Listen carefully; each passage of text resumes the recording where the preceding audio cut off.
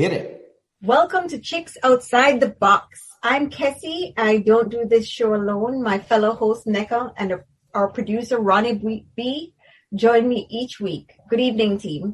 Hey, lady. Hey. This week, we have an awesome guest, Avis Marie Bickham. Avis is a heartfelt gospel recording artist, praise and worship leader, songwriter, composer, and minister of the gospel to glorify the kingdom of God.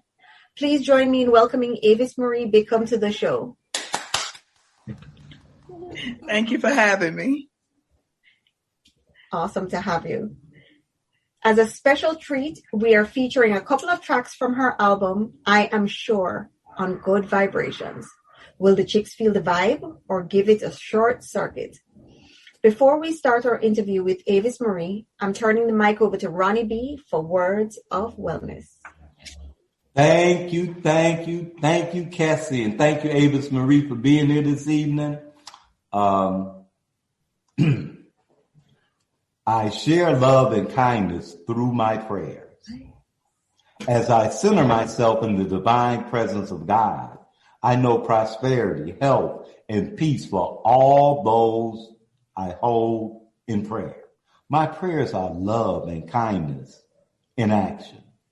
It is my joy to share the goodness and grace of God through prayer, to know the truth for those in my life, especially when they are not able to see it for themselves. What does it take of you to stand for the greatness of another when they do not see their greatness for themselves? Wow. What does it take?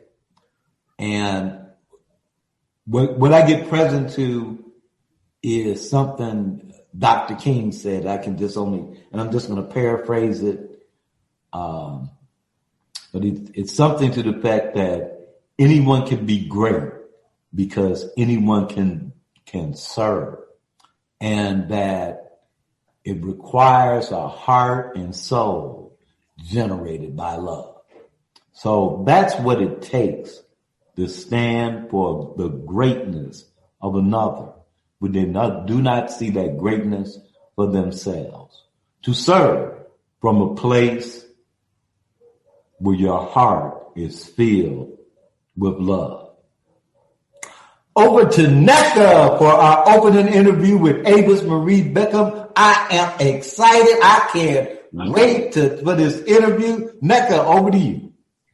All right. Well, welcome again. Thanks, Avis, for being our guest this evening. We are going to learn a little bit about Avis Marie and a challenge she faced in well-being that could have knocked her out of the game. Somehow, some way, she's made it through the challenge and has seen the other side of the mountain. Our guests provide a peek behind the curtain into a well-being challenge they faced and the difference it made in their lives and career. So let's get started. Avis, can you please share a time when you faced a challenge in your life regarding well-being that has impacted your career or your life in general? Yes, again, thank you for having me. One challenge that I faced was the time that my first husband passed away. We were both ministers. We ministered and sung together. We traveled together. We recorded 2 CDs and we were out promoting our second CD. And he developed a cough. And as we were traveling, then he began to tell me how his bones ached. And we made it back, home to Baton Rouge, and got him a doctor's appointment. And lo and behold, we discovered that he had 4th stage lung cancer. So while 911 was happening, in New York or in Baton Rouge, in my world, 911 was when the doctors told him he had stage 4 lung cancer, and that was in September, and he passed away 4 months later. And so here it is. I'm left with 3 children, no job, and bills, wondering, how we gonna make it. And that was a hard point in my life. When you believe in God, for a certain thing and it doesn't happen, the opposite happens. And so, having to really, trust God and hold on to my faith. But it was a very, very challenging time. And it was a time that I could have just said, God, you didn't answer my prayer and walk away. But, instead, I chose to still hold on, to my faith. And that in itself is hard. Yes. So I actually do want to ask you a little bit more in terms of when you say holding on to your faith, just what steps did you take? Hey, I'm going to interrupt you just for one moment. One moment. First off, my dear God, how did you get through that? It was hard. It was hard. It was very hard. It was very hard. It was moments, before his passing, somebody asked me, at what point do you stop believing God for his healing? And I was just so, standing on my faith till I told them I will believe to the point, once we even get to the grave, if he gets there and we bury him, I will believe God to even, to allow the miraculous to happen. And he even still will knock on the casket and say, hey, I'm alive. God healed me, and when that didn't happen, it was days of being in the house. I would send the kids to school and, me just being in the hallway of my home, hollering and screaming and asking God why.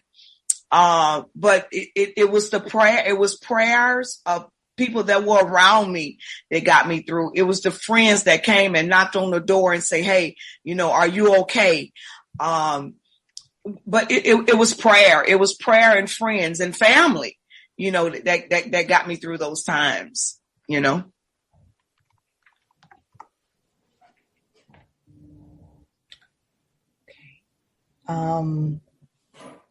Okay.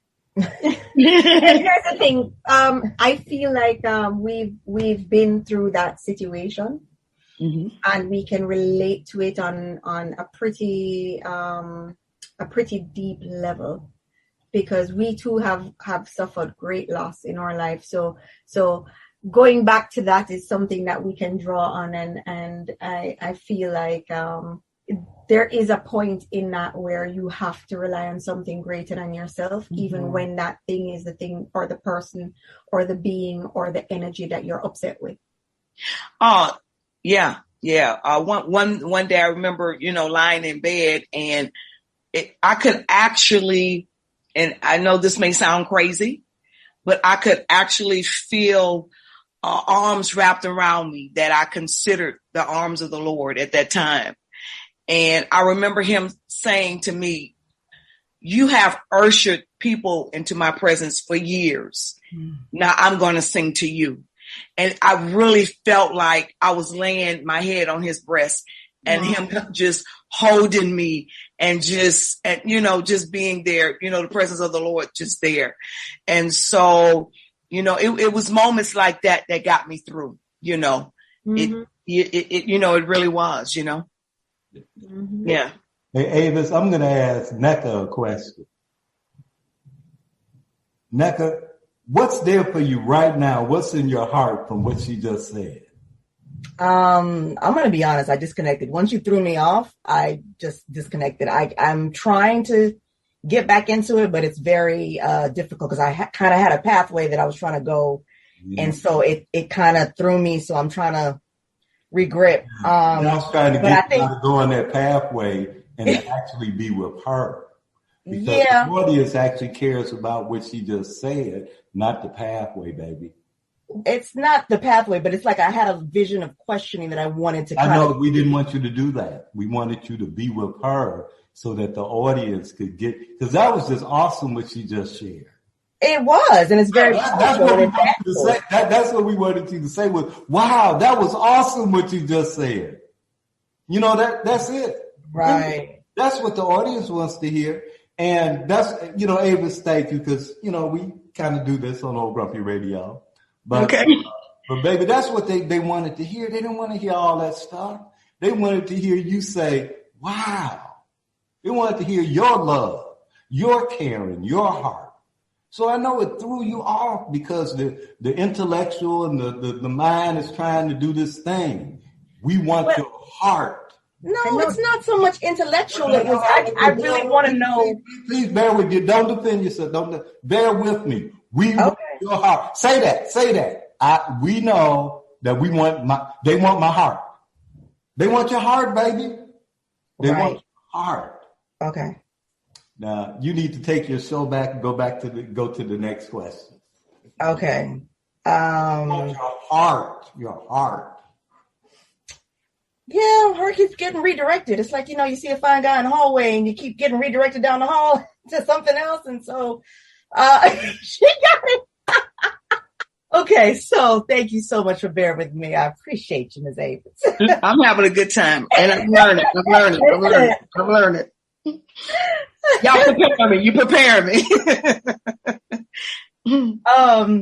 So I want to ask you, at the time that you were going through this, did you, spend any time just blaming anyone or making anyone wrong for what you were going through? I blamed a whole lot of people. I did. I blamed him for dying. Yeah. How could you, die? You left me here with 3 children. I wasn't working at the time, going through depression, myself at the time. And then, to be hit with this, and then what do I do with the ministry? The singing ministry, because at that time we had called ourselves One Flesh. So I can't be one flesh by myself, and so, I blame the doctors, to me, they gave me a false hope, well, we're going to treat him and we're going to turn him around. And then 4 months later, he was gone, I blamed everybody that gave me a prophecy that said, y'all going to travel around the world and you're going to do this and you're going to do that. And he's gone. And I was like, could nobody see that he was going to die and that this was not going to happen? I blamed myself because, even, in the moments that the doctors didn't come out and tell me he was dying, so say, but he was going down. And I remember the doctor, taking me outside and he was, trying to be very, compassionate and say, get your business in order. I didn't want to hear that, so I blame myself for not preparing myself like I should have, and, and instead of releasing him, I held on, and the doctors was like, well, if his heart stopped beating, do you want us to resuscitate him? I want you to do whatever you need to do to make him, live, not knowing that he was in so much pain, and it took a man of God to come in and say, Avis, y'all had a wonderful life. Let him go. He's holding on because you won't let him go. And at this point, he had gotten kind of bad, because he was bleeding from areas, and, I didn't understand that, I'm still standing in faith. But it took a man of God to come in the room and say, okay, look, you had a wonderful life. Yeah, let him go. It's time to let him go. And so I blame myself for not letting him go maybe earlier. You know what I'm saying? Mm-hmm. And so, yeah, I had blame for everybody. Wow. Yes, wow. I did. I had the faith, but I blamed. I did. Let me ask you, how long did it take you to get out of that?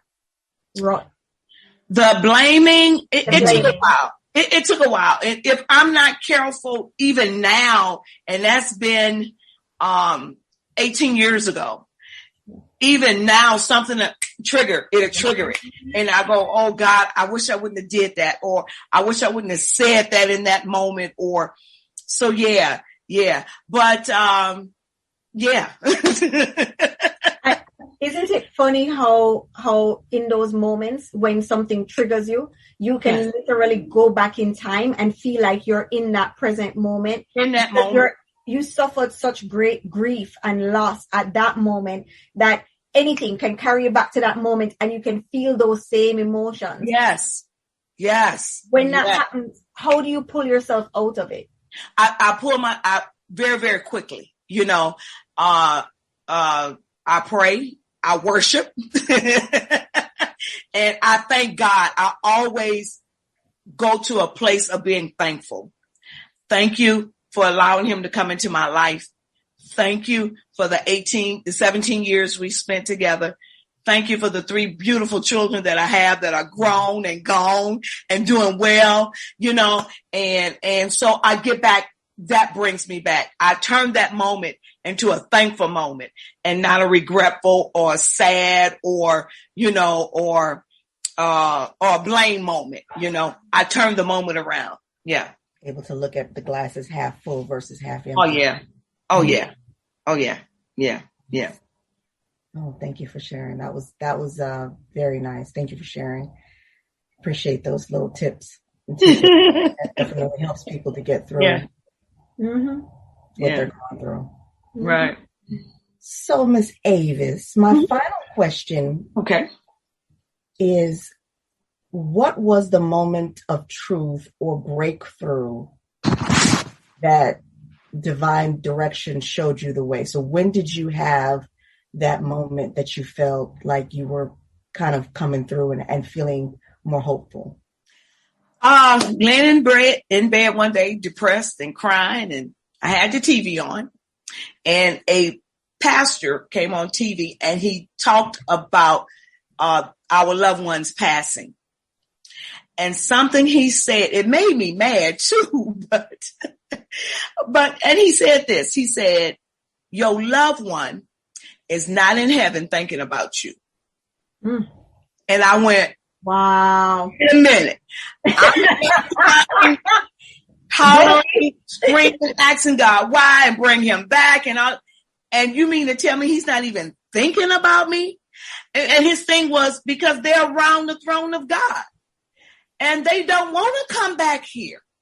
So don't you think that they're in heaven going, oh, I want to go back and I'm sorry I left. They're not in that mindset. Okay. And so it was at that moment, it was like something broke on the inside. And I jumped up out of the bed. I put my clothes on and I went to the store. And that was like an awakening moment for me. And then 6 months later, God did something for me. He allowed me to fall in love and get married again.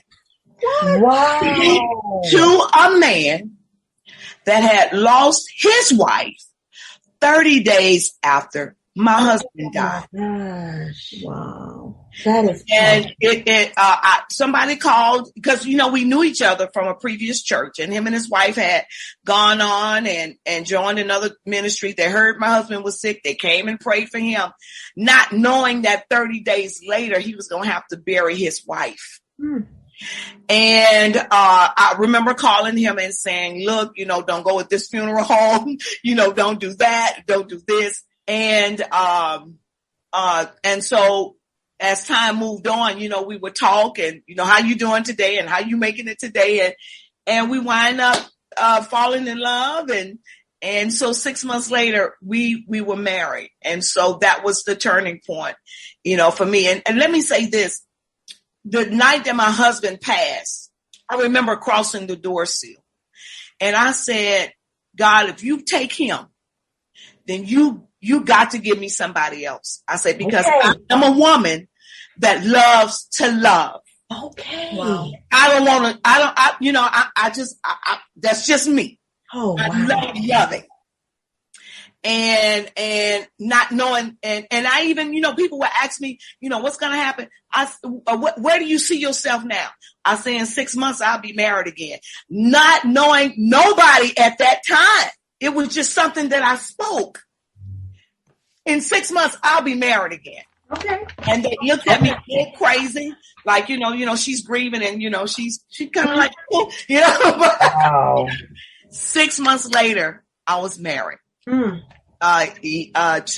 Minister T. Harvey Bickham Jr. And as a matter of fact, I released a CD a few years back called God Has Broken the Mirror to My Past. He's a poet, but he wrote the title cut to that song. So he's a songwriter as well. And he's on this CD here. Yeah. Yeah. Won't do it. Won't he do? Oh, wow. He will. Oh, my goodness. But you do. You mentioned several things. Distraction. You have to have something that distracts you from the grief that you're going through. You have to have something powerful come and speak to you and snap you out of the depression that, Yeah. So you be open to hear those things coming in either from the TV, outside, you know, and you have to be able to let love in again to be able to heal. Yeah.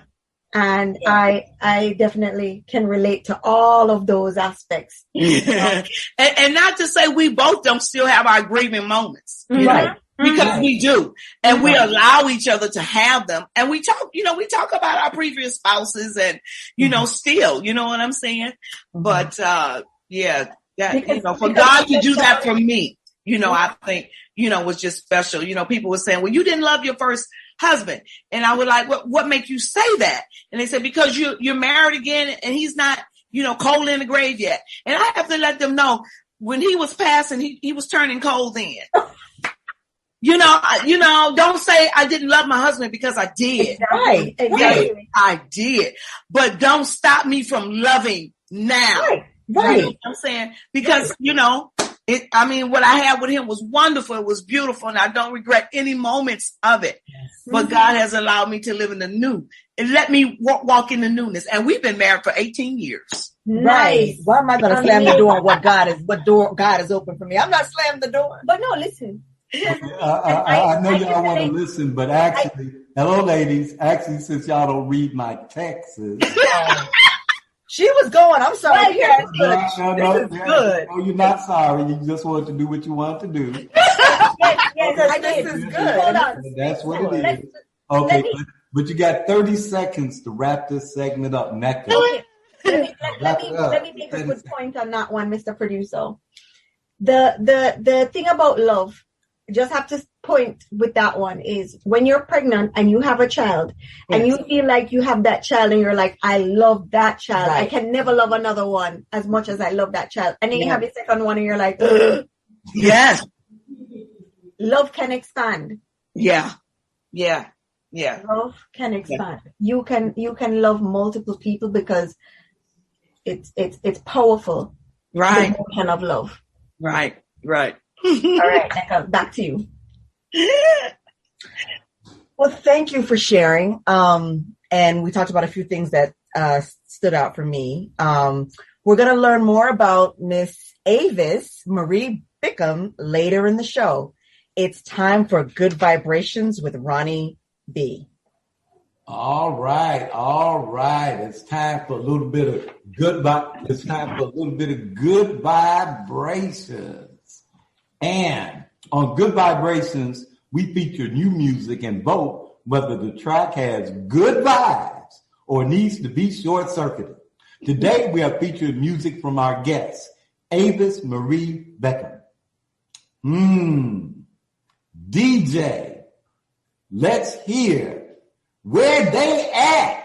Where they at?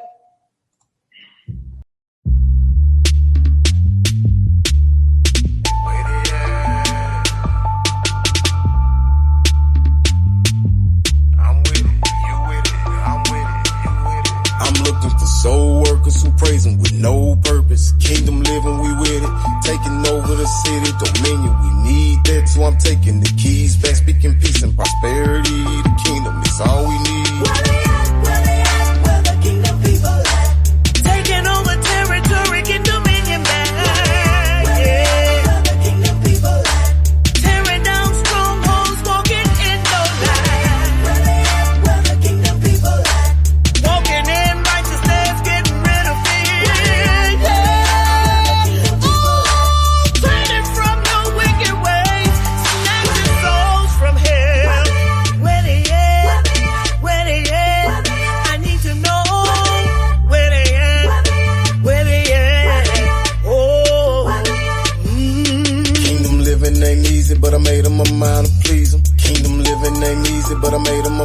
please him. Kingdom living ain't easy, but I made up my mind to please him. Kingdom living ain't easy, but I made up my mind to please him.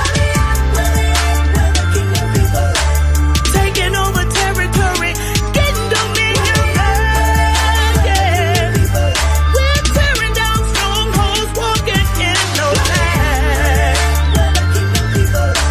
Walking in righteousness, getting rid of fear. Oh, turning from your wicked ways, snatching souls from hell. Where they at? I need to know where they at. Where you at? Where they at? Where they at?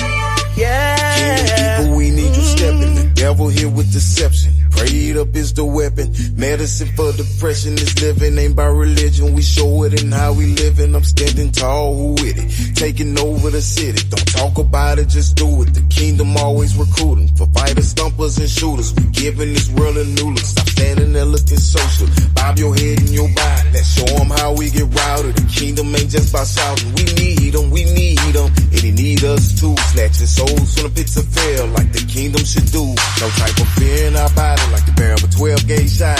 Time to come out of hiding. If something real you can't fight. No type of fear in our body like the barrel of a 12-gauge shot. Time to come out of hiding. If something real you can't fight. Yeah. Taking over territory, getting dominion back, yeah. Oh, tearing down strongholds, walking in your light, yeah. Walking in righteousness, getting rid of fear. Turning from your wicked ways, snatching souls from hell. Need to know where you at, where they at, where they at. Oh yeah, I need to know where the kingdom people live. Oh yeah, yeah.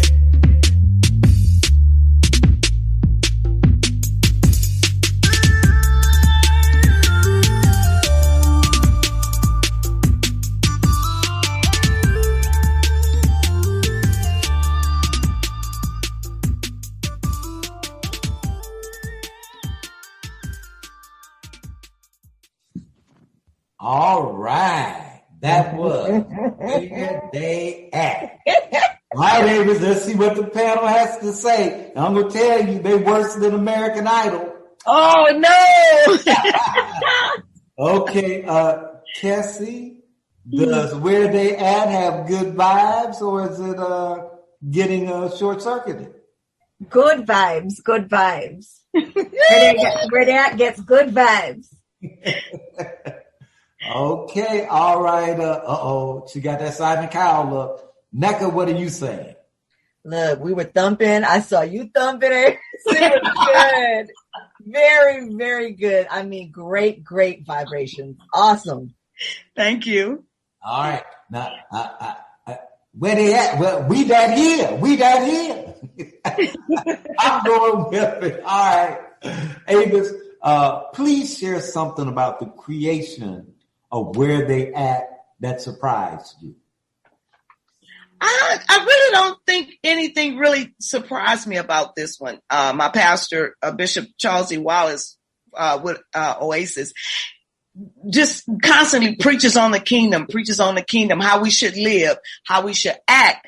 And the funny thing was, me and my children, we were in the kitchen one day, and I say, God giving me these words, and I say, I gotta turn it into a song. And so they said, well, sing a little bit of it. So I was going, where they at, where the kingdom people at. And so they start jamming with me. And so we in the kitchen, I'm going, where they at? They're going, where they at? And so, and that's how this song really came about. Wow. Somebody else was supposed to do the rap part to it. And when it came his time, he wouldn't answer the phone. And so my son, I knew he loved rap. I say, son, I said, you're going to have to do it. And he was like, what? And he did. I was working at the flea market on the weekends. I had a business there, and he would come and he would sit and he would write, and we would scratch out and add, and we went in the studio and we did it. And man, that was it. Like sun. Give a shout out to the sun. Yes. It actually sounds like there were a couple of surprising things that did happen. Yeah. You know, now that you mention it. All right, now on Good Vibrations Part 2, guess what? We're going to feature another track from Avis Marie Bickham. But right now, okay, Kesi's giving me that look like, look, give me my time. We got questions. Yep. Avis, we really appreciate you being on the shows and can't wait for the interview. Are you ready? I'm ready. Okay, so Avis, we're asking you to share your experience of other people, your experience of being other people, managing or not managing their well-being. So you have a full schedule. What are one or two challenges to your well-being that you keep an eye on, and what actions are you taking? Staying organized is one. I'm a wife. I'm a mother. I'm a grandmother. I work at the church. I'm a director of music. I teach students piano, and I run a business. And so being organized is one of the challenges that I face. And then making sure that I'm not too busy for my own mental well-being. Mm-hmm. And so one of the things that I learned about being organized or not being, too crammed in a day, mm-hmm. A woman of God told me, live out of the basket. And I say, live out of the basket. She said, yeah. She said, just prioritize. This needs to be done. That needs to be done. This needs to be done. That needs to be done. But only deal with what needs to be dealt with at that time. And so if you got, you have to go and teach, the choir and you have dishes in the sink, it's okay. Nobody's going to die because dishes are in the sink. Go do what you need to do, rest, and then get to the dishes when you can. And so I had to learn how to do that, to only deal with what needed to be dealt with at that time. My pastor said, my husband, one of them say, how do you eat an elephant? I say, I don't know. One bite at a time. Mm-hmm. Just one bite at a time. And so, that's how I live. And then I have days where I have mental retreats, meaning I can't go on one physically, but look, I've had a busy day. I know I got stuff I got to do, but I'm finna sit in the chair and I'm finna zone everybody out right now. Mm-hmm. And so those are my challenges, and those are the ways, that I try to deal with them. And are you breaking down those days into do you do it block by hour? How are you creating a schedule for the day to fit in? I don't really do schedules. Like on Monday is a wash day and Tuesday is the day I do this, because I have so many things that happen. Within, I could, say this is going to happen at this time, and it may not happen like that. Mm-hmm. And so, before I go to bed, I say, okay, I know this needs to be done. That needs to be done. This needs to be done. And I do it according to, priority, okay, those dishes been in there. So let's handle that first. And then, go throughout the day, with your other stuff. Okay. And are you still listening to other people? Other people's challenges and taking that on, and how are you addressing their issues? I listen, but I try not to jump all in. Okay. In other words, I listen, I try to give advice, but the minute you say, yeah, but I'm finished. Good. I'm finished because, I used to spend hours trying to, help them through it and jumping all in it. And then they still do what they want to do. Absolutely. The minute they say, yeah, but, and even when I'm on my job and they say, well, how you think it should be done? And I say, I think it should go like this. Then they go, but yeah, but however you want to do it, fine with me. Because all right. I need to reserve my energy for what God has called me to do. And so if I'm always in your stuff, trying to help you when you really don't want to be helped, you want a party pity, I ain't got time. So yeah, but I'm done. Awesome. Okay. So when it comes to managing well-being, what sacrifices have you seen others make that may have been misguided or not well thought out? That being selfish, I think, is one. You know, they want all of you, but don't give you all of them. And so being selfish, and then making commitments but not keeping them. You know, or they sit and they can find fault, or they can bring up your shortcomings or your mistakes as if they don't make mistakes. You know, one thing I like, somebody says, you know, everybody got an issue. And if you think you don't have an issue, that's your issue. And so, yeah, those are the, you know, those are the things that I feel that it has been misguided and not, you know, or not, you know, well thought out. And I definitely see that, you know, even talking to someone today, they're like, you know, it's so funny because they've been blessed with a lot, you know, blessed with a lot financially, and they come across where, you know, people are always saying to them, well, my problems are greater than your problems because you have everything. Yes. You know, and they tend to dummy down that other person's because they feel like, you know what, if I'm looking at you and look like you're doing better than me, then you don't have no problems. Yes.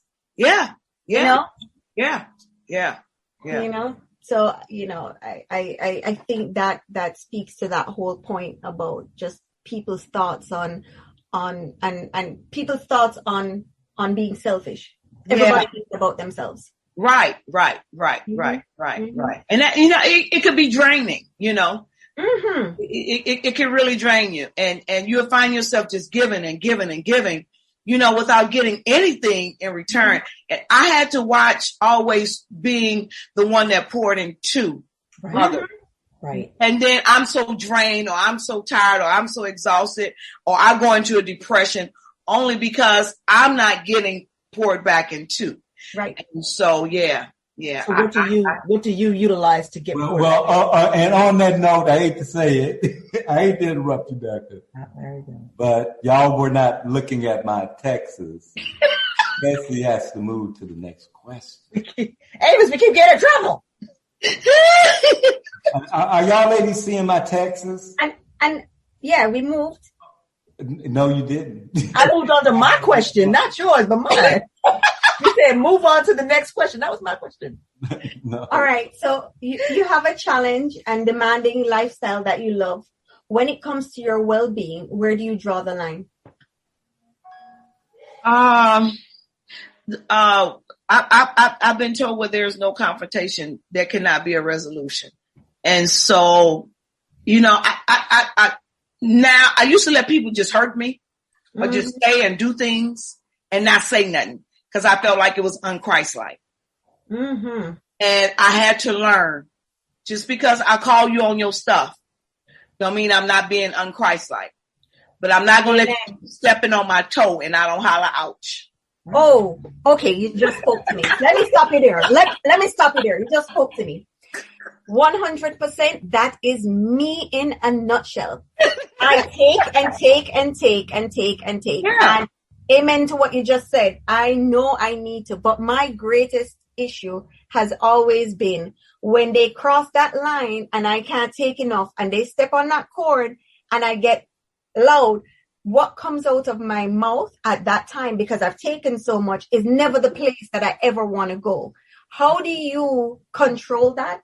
And now still, you know what? I'm gonna respond. It doesn't make me less Christ-like, but right. I need to call you on your stuff. Right. And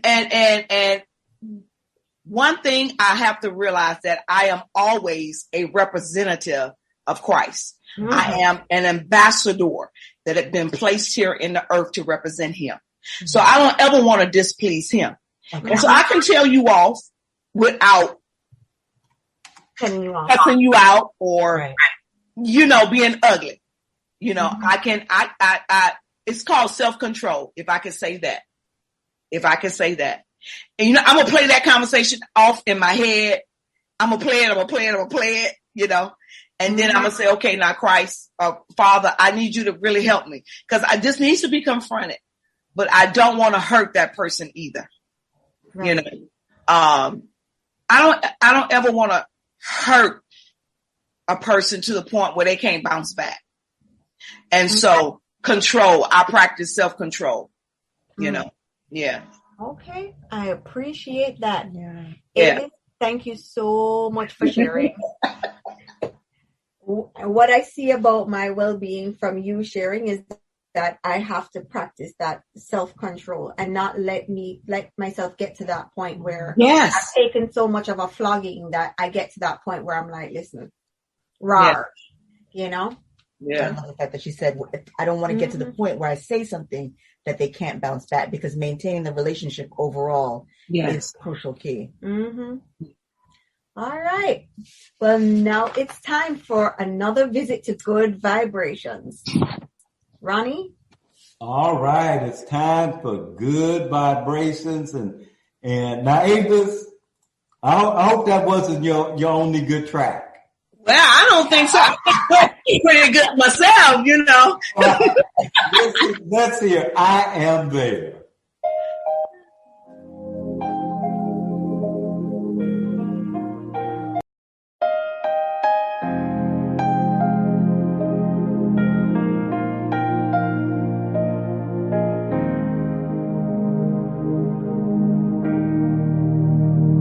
I am there in your midst to take away your fears. I am there, feel my presence. You need to know I care. I am there all around you. When you feel I've disappeared, just call on my name and know I am there.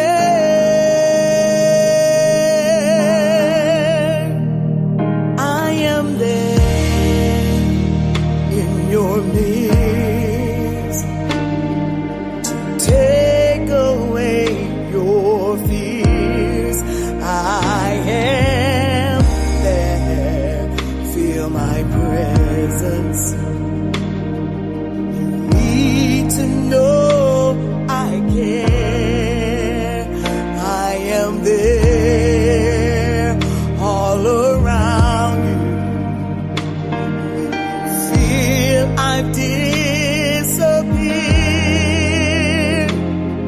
just call on my name and know I am there. Just call my name. I'll be with you in life's storm. Just call my name. I'll protect you from all harm. Just call my name. With outstretched hands, I'll be there. Just call my name.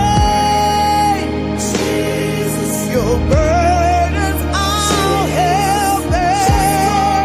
And in your night season, when you're all alone and feeling despair, just call my name and know that I'm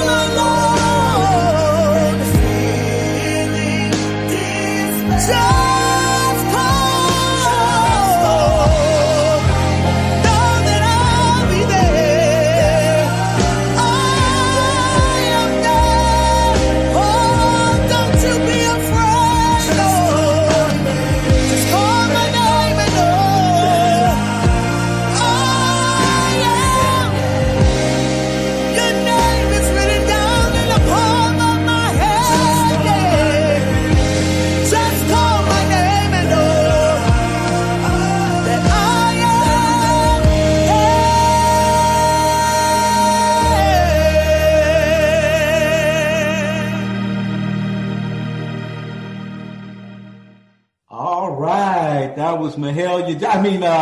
That was I Am There. Kesi, good vibes. Nice.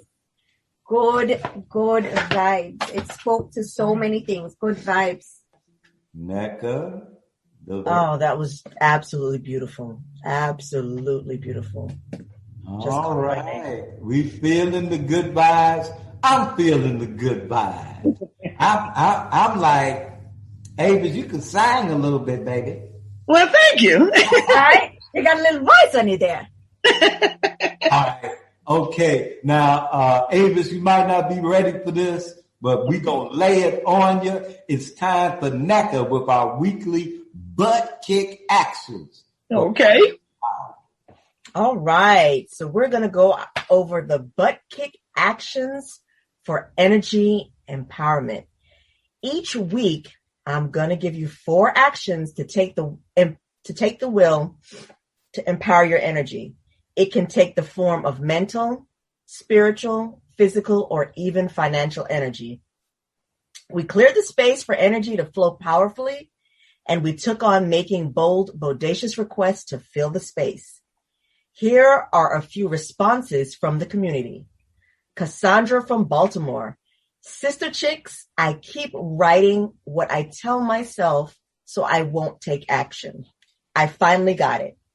It's my excuse, and it's my excuse for everything.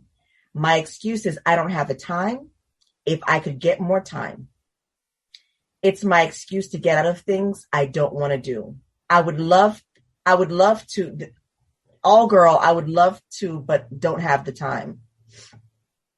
My husband said, baby, seems like you make time for anything you really want to do. This show and the butt kick actions are what I needed. Thanks. Esmeralda from Toronto. Lady Chicks, I have been training people in transformational work for 20 years. So what you're doing on your show occurred as cute. Then I noticed how you ladies didn't pretend you were doing the assignments 100%. You were being authentic about struggling to do something you were telling others to do. You ladies are bold and bodacious. Most importantly, everything about your show is authentic. I have checked out all your shows and I can tell you are creating something special. We are partners in creating a world of transformation. Good luck, chicks. We can't share all the comments, but we do read each one. Thank you for sharing with us. We are going to continue our butt kick actions from the last show. But before you continue, did you want to say anything about the people or the comments that were made? No. Mm-mm. Well, you should, like, kind of acknowledge, like, kind of thing. That's called a hint. Oh, well, thank you for responding to our show. But they did say some things, didn't they? Like, like the young lady said that she learned that through doing exercise and writing that her big excuse is I don't have the time. Mm-hmm. Yeah, I don't. Like maybe what excuse do you have? Not you yourself, Nneka, but for listeners, what excuse do you have? So that was great work that she picked that up. And then maybe the just said you might just want to comment, the Esmeralda's been doing transformational work for 20 years. And she's tuning in and she got that y'all aren't doing the work 100%, but you're not hiding it. You're not pretending about it. Like that was awesome. Going on highlight, let's go on past this. Okay. When it's like, when we look in your car, well, look, you ain't done half the assignment. That's, like a big deal. Yeah. And the fact that she picked up on that is really, really good. That means that she's actually listening to what we're saying and in tune, engaged with us. So that's pretty cool. Yeah. Actually, she's acknowledging. Actually, if you pick it up, Avis, wouldn't you say that she was kind of like acknowledging the ladies? Yes.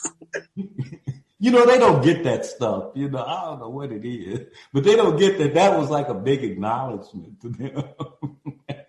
All right, Nneka, take back your segment and keep going. Oh, all right, Ronnie. let's see, where are we? Thank Good you luck, for sharing chicks. with us. All right. Oh, we're doing the butt kick actions. All right. Nature abhors a vacuum. We have created a vacuum we can fill with empowerment. Making bold, bodacious requests and promises fills that vacuum with power, freedom, and prosperity. We are continuing the exercise for one more session. So the butt kick actions for energy empowerment are: action number 1. If you are an employee, request a raise that would be bold and bodacious. Write down any conversations you have with yourself to talk you out of making the request. If you own your own business or are self-employed, give yourself a 33% or raise your rates 40%. Write down any conversations you have with yourself to talk you out of raising your rates. So I believe that we had done that action. We had talked about raising our rates. Yes. So it's to continue with that and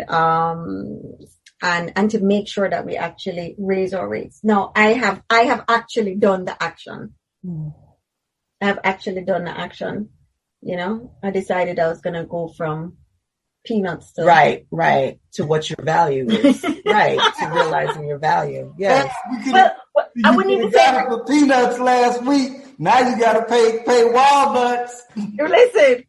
Listen. I went from not recognizing my value to just pouring into myself, and I find that that's my payment. I am doing the work by paying myself what I feel I am worth emotionally. But not only that, then you can now put that onto, because now my expertise has increased. I'm now, an expert in what it is that I do, right? Because I've invested in myself, right?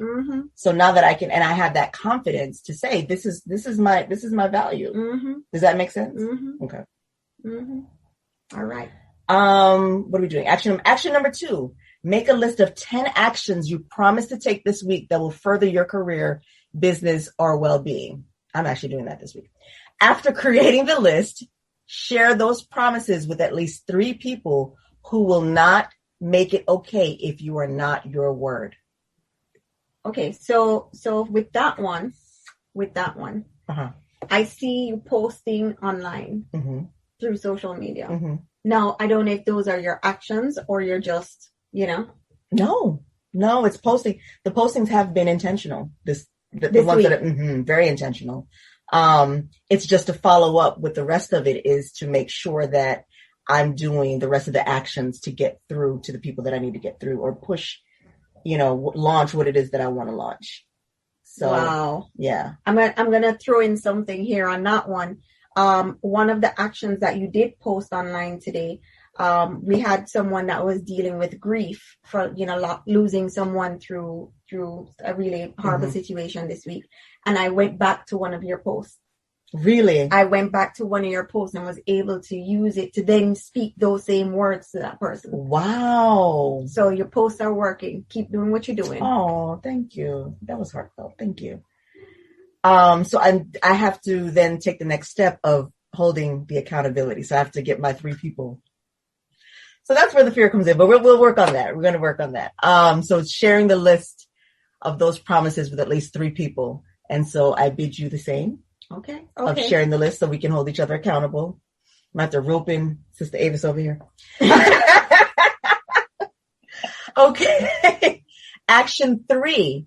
Make a list of 3 things you wish your spouse, significant other, or someone you have a significant relationship would do or stop doing. Request they honor your wish. Write down any conversations you have with yourself to talk yourself out of not making these requests. It's very easy to talk yourself out of it when it's a relationship that you want to maintain and hold on to. It is very, very easy to do that because then you're like, okay, how is this person going to respond? What do I do? Okay. Stop playing their rebuttal in your mind is what you stop. Once you already create that negative feedback from them, you're already talking yourself out of doing it. So that's what you have to stop. And the reason why this is important is because in order for the relationship to grow and have, depth and clarity and just no tension, I think it's important to have these with your siblings. Let's ask Avis. She's the one who's been married 18 years. Yes, we should get that and see how that's working. Wait, what's the question? The action is you have to make a list of 3 people. Okay. 3 things you wish your spouse or significant other or someone you have a significant relationship would do or stop doing. Okay. Have you ever done anything like that? I've never. No. We have conversations. Like, because and like she just said, I always run through stuff through my head.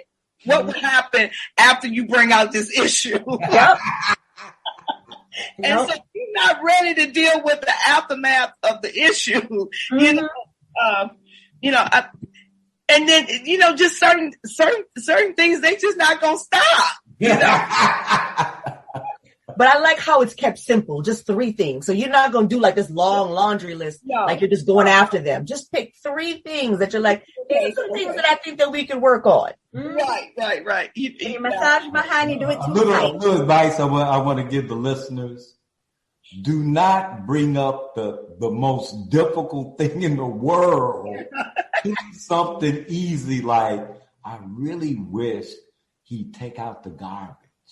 Hey, hold on. I was going to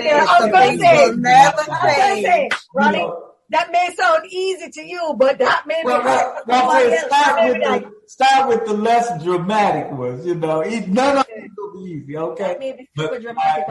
You got to move along. Go ahead, girl. Okay, so action number 4: make a list of 3 people or organizations that could make a difference for your business or well-being. Okay.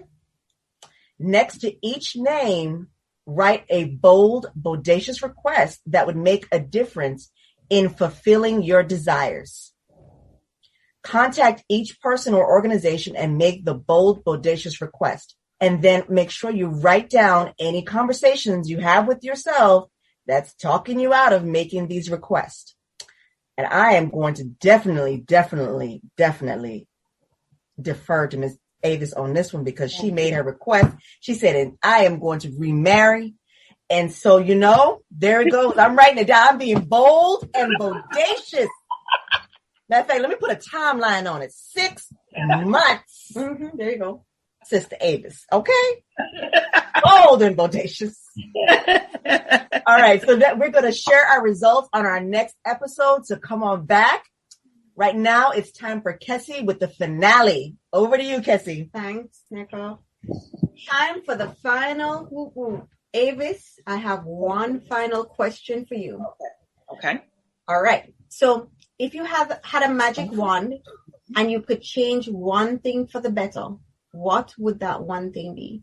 I would give people back their lives that died during this COVID pandemic. Oh, wow. There was one thing I could change. People died so suddenly. Mm-hmm. They died alone, and we have a lot of grieving children and spouses. Mm-hmm. And if there was one thing that I could change, and I guess because I know what it is, to experience a loss. If it was one thing I could change, if it was one thing I could turn around, I would definitely wave that magic wand. Over people's lives that are no longer here, and give them their lives back and give them back to their families. Yes, and that was our thing for the week too. Is COVID? Just hearing of friends and friends' parents dying this week and last week. It's been a lot. So yes, I appreciate that one. Yes, I appreciate that one. I would authorize that one. There you go. Yeah. All right. Well, thanks again for being on our show, Ms. Avis Marie Bickham. And please share with our listeners how they can follow you and how they can keep up to date with you. And also feel free to give a shout out to anyone. Okay. So you can go to my website, Avis Marie Bickham Ministries. All my music is there. You can follow me there. I am on Facebook, Avis Marie Music and Avis Marie Bickham. I'm also on YouTube, of course, Avis Marie Bickham. My email, if you wish to email me, is bickhamplace@gmail.com. Awesome. On iTunes and all your major music outlets, Apple Music, all of that. Oh, nice. Yeah. Awesome. We appreciate it. All right, Nneka, over to you. I just want to say what a blessing it has been to have you this evening. It has touched me so deeply. And I mean, just having you share so openly and give such gems of, how what feels impossible can be possible to get through with the strength of God. Yeah. And prayers. Yeah. And manifestation. Because I got the 6 months. 6 months, yeah.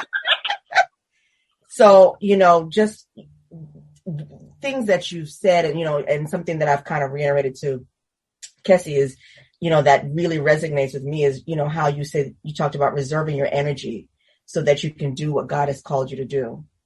And that just speaks to me so much because that is, I am one of those that tends to try to be a fixer and want to pour in. And, I definitely take out that once you hear that but, okay, it's time to move on. Vampires. God's spoken and it's time to move on. So I just want to thank you so much for sharing your story and sharing, even though there's pain, how there can be hope and glory at the end. And I am so thankful to you for sharing openly and giving us these gems to keep and help us and listeners to move on with their lives and do what it is that God has called them to do. So thank you. And thank you all for having me. It's really been a pleasure. Thank you. Thank you. So it's the end of our show.